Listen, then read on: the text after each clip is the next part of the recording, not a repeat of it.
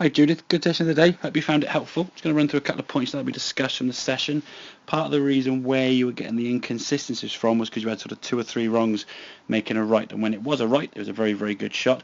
However, the inconsistencies were coming from when the wrongs were obviously overpowering one another, and obviously resulting in some mishits, directional problems, and the like. So first thing I'm going to adjust now in terms of your setup, we want to try and get away from this sort of straight line now from your right shoulder down to the club. There needs to be a little bit more of an angle there, so your arms are hanging down from the shoulders, and the club now and the arms in a different angle. That's going to get a lot less tension now top of your shoulder blades and make it a lot more easier for your arms and your body to rotate together rather than being sort of 2 separate entities.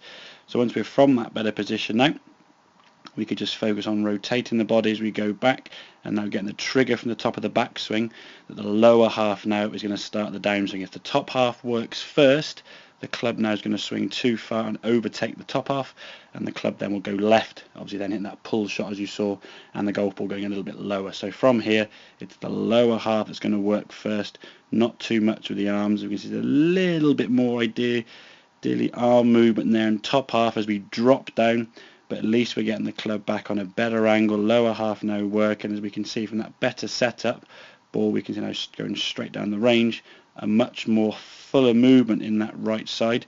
If we compare that now to this left hand side where we're sort of knees were squatting down, the arms are out, very, very minimal lower half movement together, and that top half now really sort of overtaking the body. So if we can get that better setup, a little bit less knee flex, a little bit more spine tilt, get the arms hanging down, and then we can get that lower half working more effectively.